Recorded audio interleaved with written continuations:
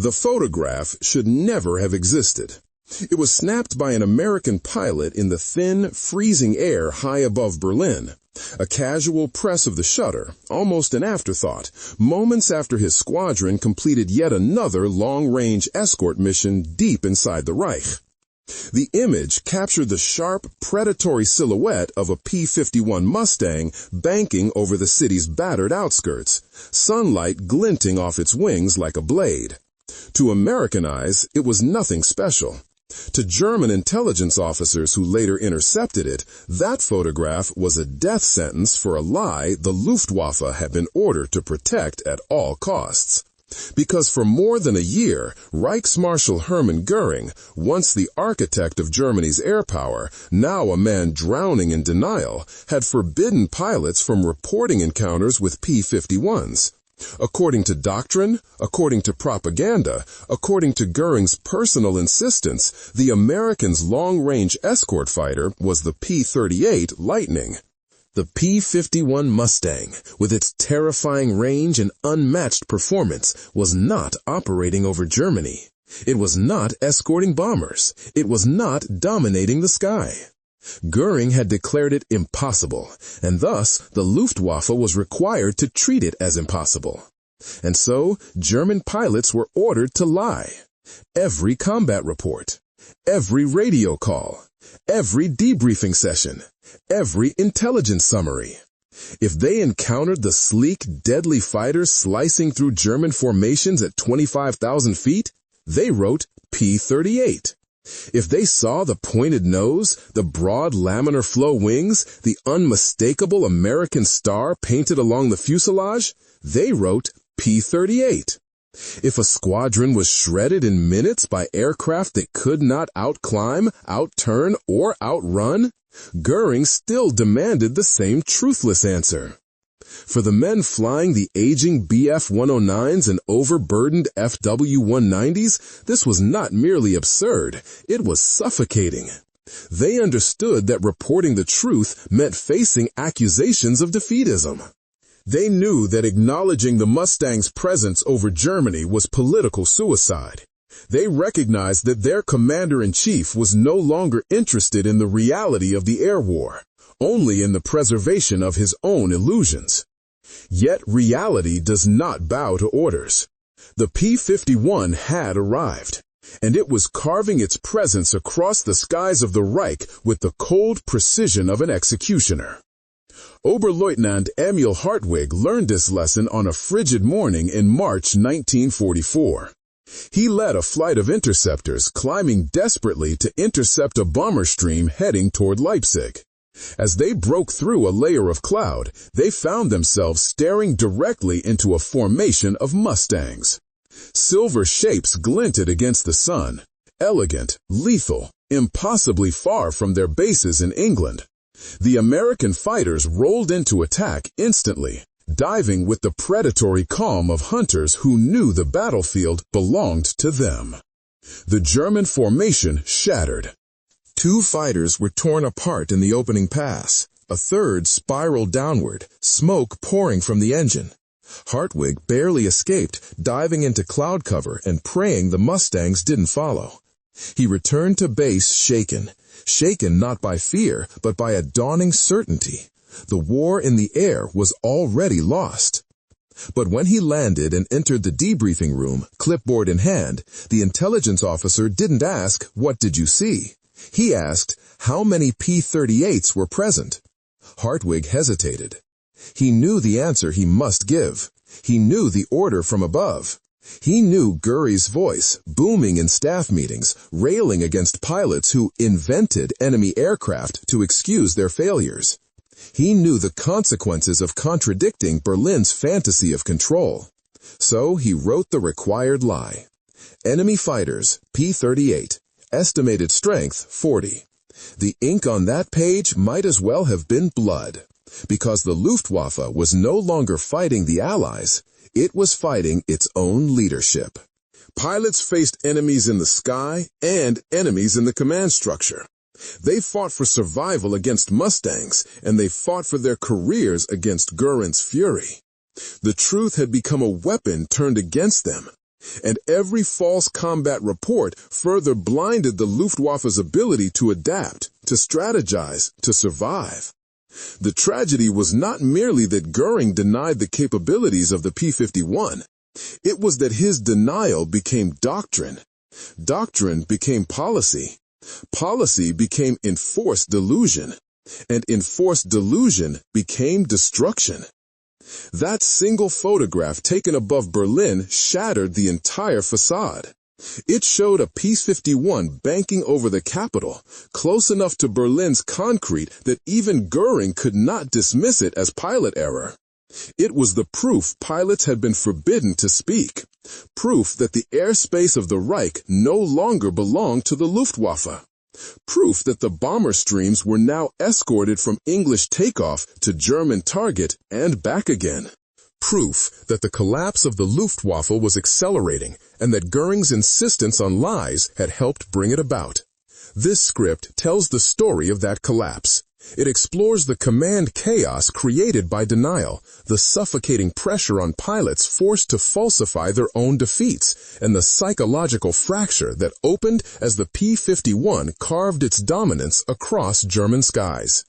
It reveals how the Luftwaffe, once Europe's most feared air force, was destroyed not only by Allied superiority, but by the catastrophic failure of its leadership to accept the truth. Because in war, nothing is more lethal than a lie told from above. The strangest and most tragic element of the Luftwaffe's collapse was not the superiority of Allied aircraft, nor the loss of veteran pilots, nor even the dwindling supply of fuel that grounded entire squadrons. It was the internal rot, the corrosion of truth that had taken hold at the very heart of German command. What destroyed the Luftwaffe was not merely the Mustang overhead, but the silence below. By 1943, Hermann Göring ruled the Air Force not as a strategist, but as a monarch whose pride superseded reality. Every setback was a personal insult. Every pilot's report hinting at American improvement was treated as betrayal. Every analysis warning of Allied innovation, new drop tanks, new engines, new tactics, was framed as sabotage. Göring believed that admitting the Americans had gained the advantage meant admitting that he had failed. And so, he outlawed failure. Not through correction, not through reform, but through denial. The Luftwaffe stopped losing, not because it fought better, but because Göring forbade it to lose on paper. Within his headquarters, a chilling atmosphere took form. Staff officers spoke cautiously, choosing words that reassured instead of informed. Intelligence summaries were diluted until they read like fantasy novels. Fighter commanders who demanded more resources were accused of disloyalty. Analysts who attempted to present hard numbers, declining pilot skill, fuel shortages, aircraft losses, found themselves reassigned, silenced, or placed under suspicion. The Luftwaffe, built on daring innovation in the early years, had transformed into a system where truth was equated with treason. It was in this environment that Göring issued one of the most catastrophic directives of the war. Enemy fighters encountered over Germany were to be reported as P-38 Lightnings regardless of what pilots actually saw. The order was never written in clear language. Göring was too shrewd to put his delusions on paper. But the message flowed through meetings, reprimands, and whispered warnings. There are no P-51s in German airspace, he insisted. Anyone who reports them is either mistaken or lying. In the rigid hierarchy of the Third Reich, such a statement was less an argument than a decree. Pilots understood this perfectly. And so the forced falsification began.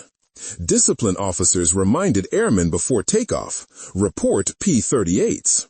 Intelligence officers repeated it. The Lightning is the long-range escort. Squadron leaders nodded grimly, knowing the truth, but trapped between loyalty to their men and the fear of Göring's wrath. Young pilots took to the air with orders echoing in their minds.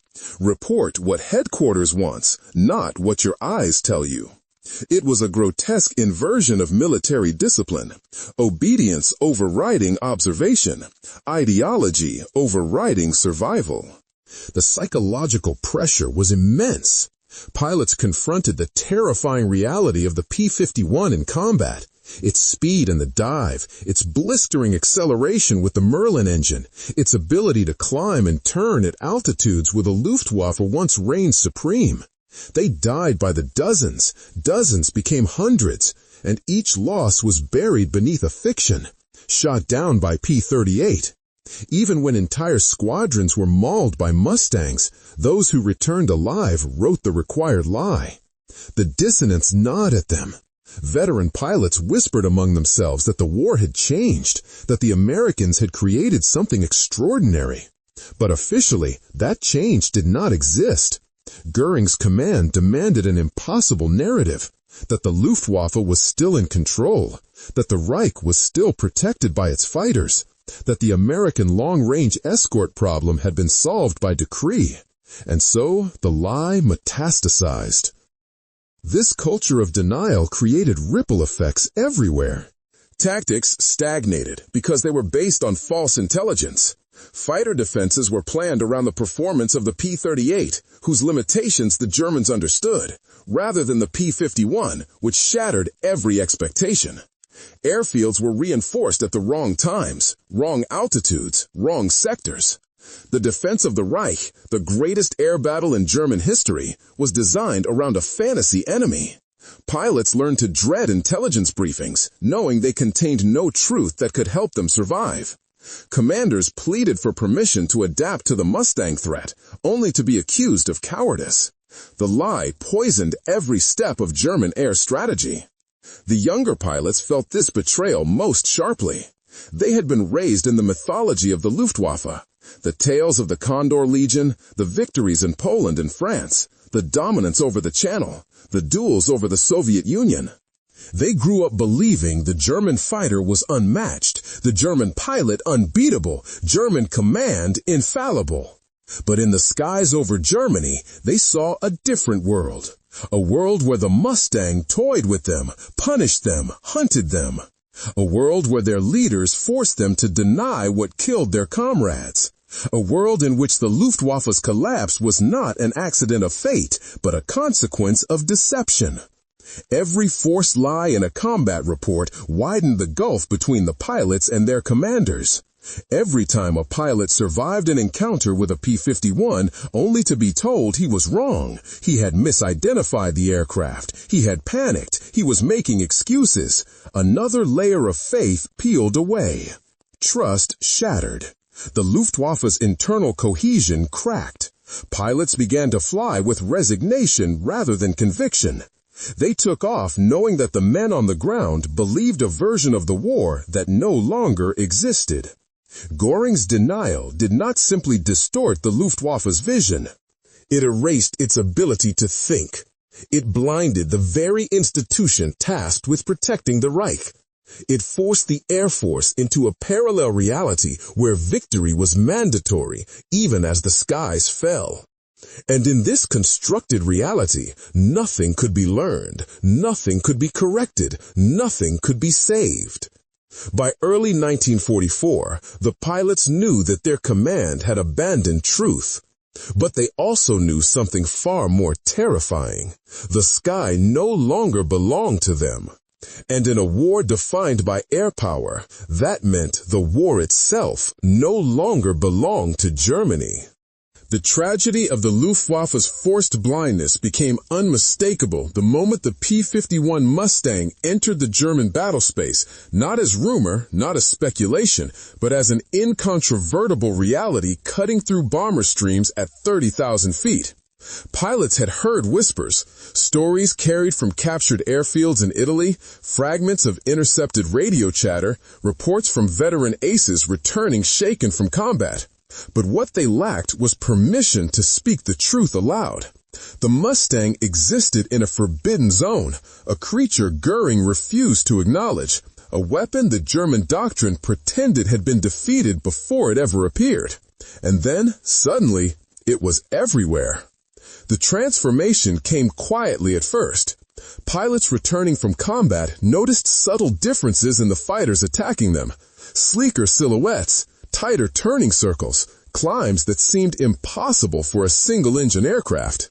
They reported lightning formations that maneuvered like no lightning should. They watched escorts remain with bombers deep into the heart of Germany, flying missions far beyond the operational range of any American fighter known to Luftwaffe intelligence. They expected the escorts to turn back over the Rhine. They didn't. They expected the escorts to peel away after Schweinfurt. They didn't. They expected the bombers to become vulnerable near Leipzig. They didn't. And the reason was simple.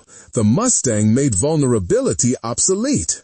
With its Packard-built Merlin engine, optimized for high-altitude combat, and its massive drop tank slung beneath the wings, the P-51 had unlocked the one capability German strategists insisted was impossible: the power to escort heavy bombers from England to Berlin and back again.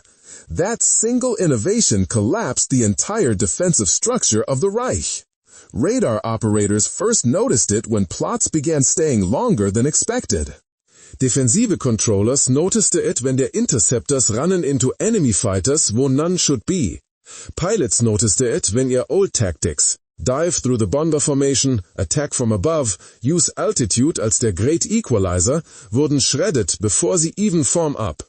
Mustang pilots waited above the bomber stream like wolves watching a herd, pouncing the instant German fighters approached. And unlike earlier American escorts, the Mustangs didn't merely chase attackers away, they pursued, hunted, and annihilated.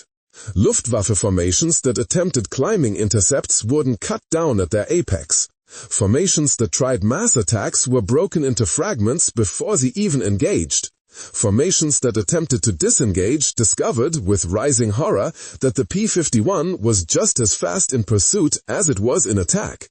Pilots had never seen anything like it. The P-51 could dive like a Thunderbolt, climb like a 109, turn like a 190, and cruise for hours on end without fatigue or fuel anxiety. It erased the Luftwaffe's last strategic advantage, the ability to control when and where to fight. Suddenly, the sky offered no sanctuary. German fighters could no longer rely on altitude, timing, weather, or distance. Every defensive sortie now meant facing enemy fighters whose fuel tanks were full, whose engines ran smoother at altitude, whose pilots approached each battle with the calm assurance of technological superiority. And in every engagement, the Germans found themselves defending not just their cities, but the lie that governed their own reports. The psychological collision between truth and doctrine intensified with each mission. Pilots climbed to intercept a bomber raid and saw aircrafts that did not match the silhouette of the P-38. They attempted to identify the twin booms and found none. They looked for the broad lightning wings and instead saw the tapered lines of a Mustang slicing through the formation. Many pilots privately documented what they saw. Some sketched it, some muttered it to ground crews, some whispered it in quiet moments. But when the debriefing officer placed the form in front of them, the column was already printed. Enemy fighters encountered P-38, and they filled it in. Because to report the truth was not bravery, it was insubordination, disloyalty, defeatism. To see a Mustang over Germany was to contradict Göring. To contradict Göring was to risk your career, your rank, or your life. Meanwhile, the P-51's presence became impossible to hide. Crashed Mustangs were recovered across Germany, each one physical evidence of Göring's delusion. Camera gun footage circulated among Allied units, showing Mustangs tearing through Luftwaffe formations above German cities. Intercepted American radio chatter, transcribed by German listening stations, casually referenced P-51 squadrons operating hundreds of kilometers inside the Reich. Even German civilians began reporting sightings of new American fighters streaking across daylight skies. Göring dismissed it all. He claimed civilians were panic-prone. He claimed radar operators were misreading returns. He claimed pilots were confusing silhouettes in combat stress. He claimed analysts were exaggerating. He claimed captured wreckage was sabotage planted by the Allies. The denial became so absurd that it achieved a grotesque kind of stability. Everyone knew the truth, yet everyone was forced to pretend not to. And with each passing month, the Mustang intensified the Luftwaffe's unraveling. Veteran pilots, already stretched thin by fatigue, losses, and inadequate training pipelines, found themselves fighting enemies they could not outfly or outlast. Rookie pilots, barely trained and thrown into the defense of the Reich, died by the dozens in their first engagements. Some never fired a shot. Others panicked upon seeing Mustangs diving at them, knowing instinctively that the sky was no longer theirs. Even the aces, the men whose names had become legendary, began to fall. Those who survived long enough to understand the new air war did so with a bitter clarity.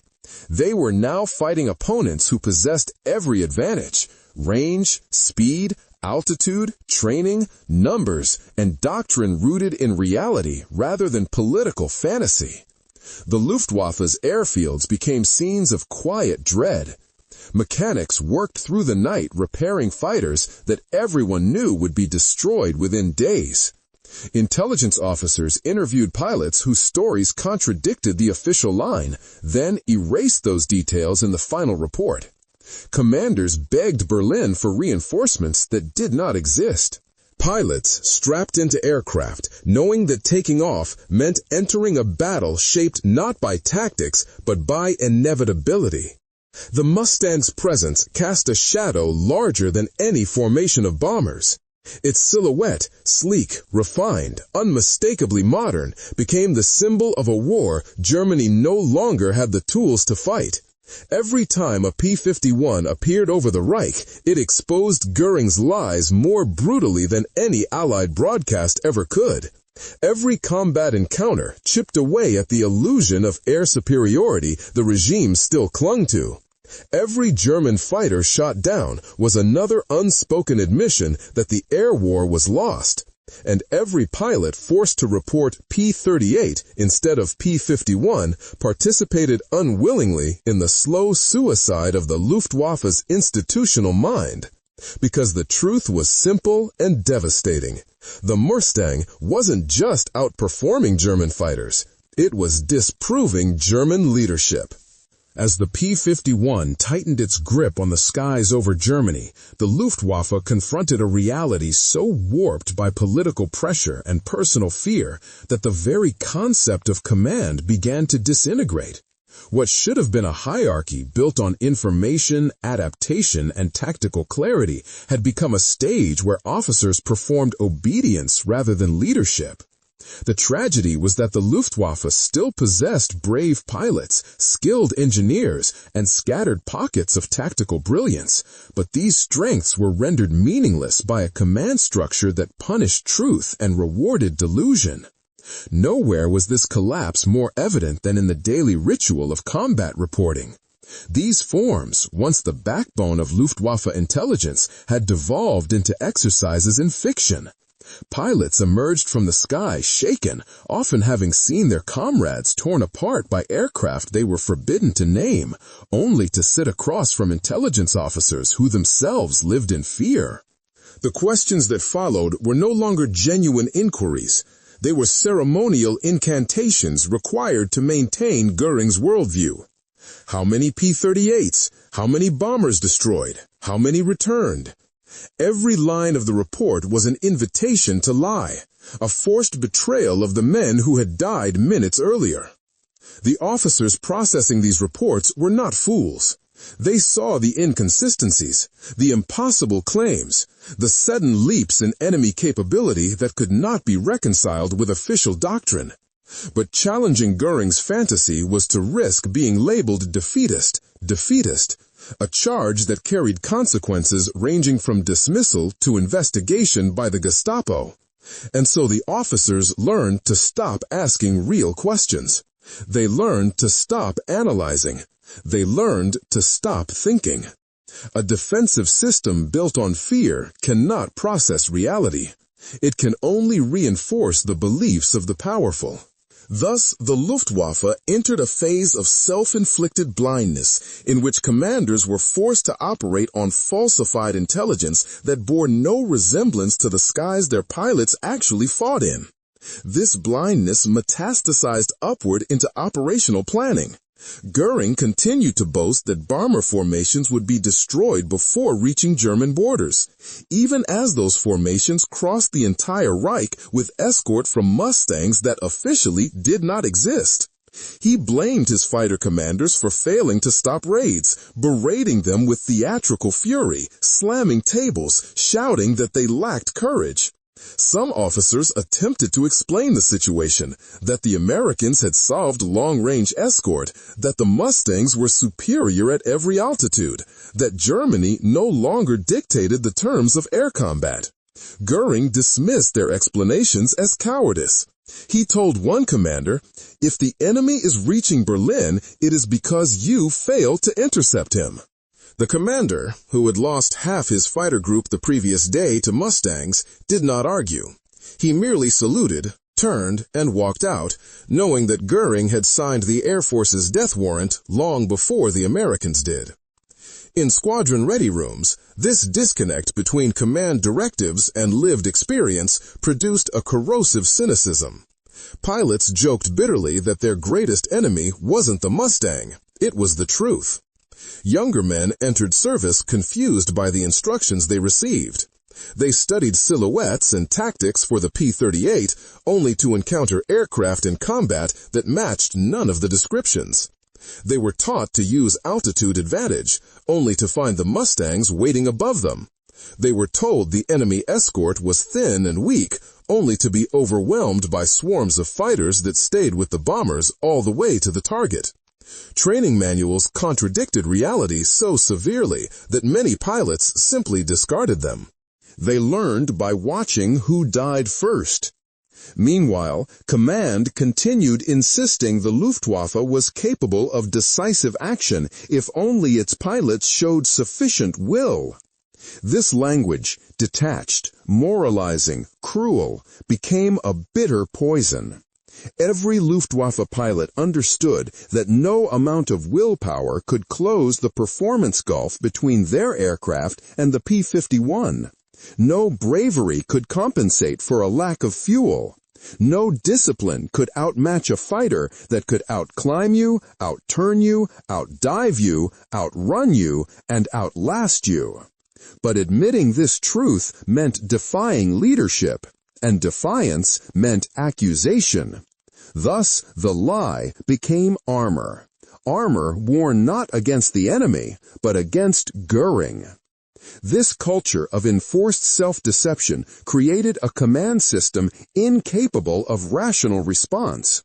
When the Americans shifted their escort tactics, German leadership insisted the reports were wrong. When losses skyrocketed, leadership blamed maintenance or pilot skill. When pilots demanded new aircraft, leadership told them the Bf-109 was still the world's best fighter. When bomber streams reached Berlin without serious resistance, Göring insisted that the damage was exaggerated. When the Mustang appeared over Germany in broad daylight, Göring claimed it was propaganda. And when undeniable evidence mounted, wreckage, photos, operations reports, he shifted to accusing his own men of sabotage. That was the final break in the chain of trust. When a leader refuses to acknowledge reality, the institution under him ceases to function. The Luftwaffe stopped being a coordinated fighting force and became instead a collection of units improvising under conditions their superiors could not understand. Fighter group commanders began ignoring orders that placed their pilots in suicidal situations. They altered flight paths, changed tactics without permission, reorganized formations, and even falsified readiness reports simply to avoid being thrown into hopeless intercept missions. Some formations took off late on purpose, arriving too late to engage bombers, but early enough to avoid being accused of disobedience. In practice, the Luftwaffe was no longer following Göring, it was evading him. Yet even this quiet rebellion could not hide the truth forever. By early 1944, the Mustang had inflicted such catastrophic losses that the facade of Luftwaffe control collapsed under its own weight. Pilots returned from missions trembling, not because of what they had seen, but because of what they knew they would be forced to deny. Commanders drafted operations briefings that contradicted their own intelligence files. Reports arrived at the Reich Air Ministry that could not be filed without rewriting every recorded fact. The lie had grown too large to maintain. And then came the photograph over Berlin, a single image that revealed with surgical clarity what the Luftwaffe had been ordered to deny, that the Americans could send fighters into the heart of the Reich and suffer no consequences, that the sky was no longer a battlefield, it was American territory, that Göring's denial was not merely incorrect, but catastrophic, that the Luftwaffe's command structure had eaten itself alive from the inside. German pilots saw the photo and felt a strange mix of vindication and despair. They had been telling the truth in the only way they were allowed, through silence, through hesitation, through the quiet resignation in their flight reports. Now the truth stood undeniable, printed and circulated even among those who had once enforced Göring's lies. But the revelation came too late. The culture of denial had already destroyed the Luftwaffe's ability to defend the Reich. By the time Göring grudgingly acknowledged the P-51's presence, the Mustang had already rewritten the air war. It had broken the back of German fighter command. It had stolen the sky. It had made the collapse inevitable. Because no air force can function when truth itself has become forbidden. By 1944, the Luftwaffe's pilots were no longer fighting merely for survival in the sky. They were fighting to preserve a sense of meaning in a war that had slipped beyond their hands. The P-51 Mustang, with its polished aluminum fuselage and unmistakable howl at altitude, had become more than an enemy aircraft. It had become an omen, a symbol, a verdict. Every time a Luftwaffe pilot climbed into his cockpit, he knew he was ascending toward a battlefield where the outcome had already been decided, not by tactics or courage, but by forces so vast that no individual act of heroism could alter them. This awareness hollowed out the Luftwaffe spirit more effectively than any gunfire. The collapse began quietly. In the private thoughts pilots never dared speak aloud. Young men who had grown up idolizing the aces of the Condor Legion now found themselves shaking as they strapped in. Veterans who once volunteered for any mission began avoiding eye contact with operations officers, hoping not to be assigned to another escort interception doomed from the start. Even the famed expertin, men with dozens, even hundreds of kills, felt the weight of inevitability pressing down on them. Their years of experience had taught them how to read the sky, and the sky was telling them that Germany no longer belonged there. What destroyed morale was not simply the Mustang's superiority in performance, it was the asymmetry of hope.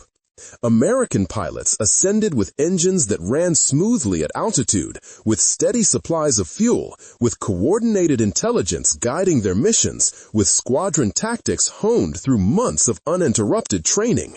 They climbed believing they would return.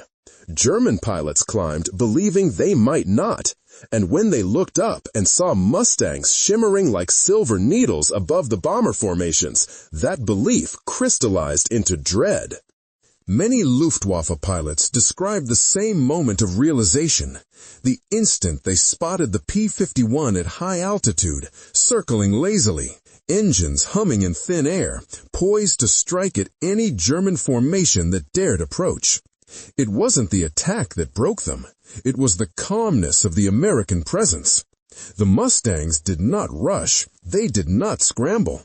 They waited, unhurried, like hunters confident that the prey would come to them. That composure, that ease, told the Luftwaffe everything. It said, "We own this sky. We own this war. You are here only because we allow it." Göring's lies might have governed reports, but they could not govern the silence of a man alone in his cockpit. Pilots knew exactly what hunted them. They felt the Mustang in their bones, its speed in pursuit, its precision in the dive, its merciless ability to stay with the bombers all the way home. And knowing this truth while being forbidden to speak it generated a dissonance that gnawed at their identity.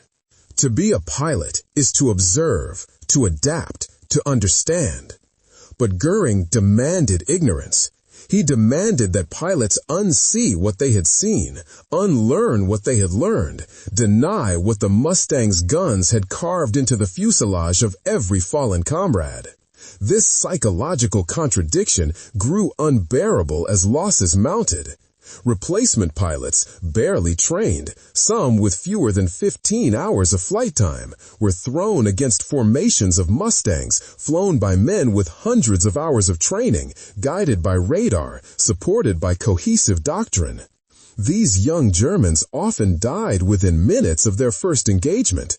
Their commanders watched helplessly as fresh uniforms, new aircraft, and inexperienced faces disappeared into the sky, replaced instantly by the booming thunder of gun cameras recording yet another kill. The Luftwaffe's training system, starved of fuel and crippled by political interference, could not produce pilots quickly enough or competently enough to survive even the first week of combat. Veterans were forced to listen to the screams and crackling static of their comrades dying in radio channels filled with panic. For the pilots who remained, survivor's guilt fused with despair. They felt abandoned by a leadership that asked them to fight with inferior tools and forbidden knowledge. They felt betrayed by a command structure that blamed them for failures written into the very fabric of the war. Göring's rants only made matters worse. He accused pilots of cowardice for failing to stop raids. He accused commanders of incompetence. He accused analysts of lying. Each accusation widened the gulf between leadership and those who bled for the Reich in the air. A Luftwaffe that once felt united under a shared mission now felt fractured, humiliated, and leaderless. Morale collapsed further when pilots realized the Americans were not only stronger, but freer. Mustang pilots engaged when they wished, disengaged when they wished, controlled altitude, dictated tempo. German pilots, in contrast, were chained to defensive missions with no room for initiative. Their every sortie was reactive. Their fuel reserves limited their climb, their endurance, their ability to reposition, their chance to survive. The Mustang represented everything the Luftwaffe had once possessed and lost: mobility, initiative, and a doctrine rooted in reality rather than fantasy. To fly against Mustangs was to fly against the embodiment of your own decline. The emotional breaking point came when pilots realized they were now fighting not for victory, but for delay. The Luftwaffe's mission had transformed from protecting the Reich to merely slowing its collapse. And even in that reduced mission, the Mustang stood as an impenetrable barrier. Bombers reached targets deep in Germany, with escorts hovering confidently above, swatting aside interceptors before they could even coordinate an attack. Pilots returned to bases leveled by previous raids, their homes destroyed, their fuel stores shrinking, their airfields cratered. Survival itself became a daily miracle. And yet, reports continued to insist that the enemy was weak, that the escort problem was manageable, that victory was possible. The pilots saw through it. They saw through everything. And when the photo of the Mustang over Berlin circulated through the Luftwaffe, quietly, discreetly, slipped between hands like contraband, it was not surprising. No pilot gasped, no pilot cursed, no pilot felt shock. Instead, they felt recognition, a sense of grim, exhausted relief. The photo did not reveal anything new to them. It simply confirmed what they had been forced to hide, that the skies of Germany belonged to the Americans, and the Luftwaffe was fighting a war that leadership no longer understood. For many, that moment broke whatever remained of their will. The P-51 had defeated them long before its guns fired. It defeated them when it exposed the lies told by their commanders. It defeated them when it taught them that truth had no place in the Reich. It defeated them when it showed them the future, and that they no longer lived in it. In the final assessment of the air war over Europe, historians often point to numbers: sorties flown, aircraft produced, fuel consumed, pilots trained. They analyze attrition curves, sortie ratios, radar coverage, engine performance. But numbers alone cannot explain why the Luftwaffe, once the terror of Europe, collapsed with such speed and finality. The deeper truth lies in something far more human, a system that outlawed reality, a command culture that punished honesty, and a leadership structure that preferred delusion to adaptation. The P-51 Mustang did not simply defeat German aircraft, it defeated the German worldview. What began as a simple order, report P-38s, not P-51s, expanded into a symbol of everything that had gone wrong within the Luftwaffe. Göring's denial transformed from a private refusal to face facts into an enforced doctrine that reached across every layer of German air command. It corrupted the intelligence system, blinded operations planners, constrained tactical innovation, and, most devastatingly, broke the spirit of the men who actually fought. Pilots were required to deny what their own eyes saw, what their comrades died confronting, what their instruments recorded, what every burned-out Messerschmitt's fuselage attested to. This disconnect between lived experience and official truth created a psychological fracture no military could endure. The Mustang, with its sweeping wings and long-range capability, did more than escort American bombers. It escorted the truth into German airspace. Long-range escort had been declared impossible until the P-51 made it routine. Air superiority had been assumed to belong to Germany until the P-51 demonstrated otherwise. The Reich had depended on the bomber stream becoming vulnerable deep inside German territory until the P-51 erased vulnerability altogether. In every one of these shifts, the Mustang exposed the fatal rigidity of a system that refused to evolve. The consequences were catastrophic. Strategically, the Luftwaffe became incapable of shaping the battlefield. The Mustang's presence meant Germany could no longer disrupt bomber streams, could no longer protect its industrial core, could no longer replenish its pilot losses at a sustainable rate. Operationally, commanders could no longer trust their own intelligence reports because the information flow had been poisoned by the requirement to uphold Göring's narrative. Tactically, pilots faced an enemy that could dictate every term of engagement, altitude, time, direction, pace, turning each intercept mission into an unequal struggle that drained skill, morale, and manpower. But the greatest impact was existential. The P-51 forced German pilots to confront the collapse of their own identity. They had been raised to believe the Luftwaffe was a force of unmatched innovation and technical prowess. Yet here was an aircraft that outclassed them in every domain, created by an enemy they had been taught to dismiss. The P-51 made explicit what German pilots already sensed. They were fighting a war Germany could no longer win, commanded by leaders who could no longer lead, trapped inside a system where truth itself was the enemy. And then came the photograph over Berlin.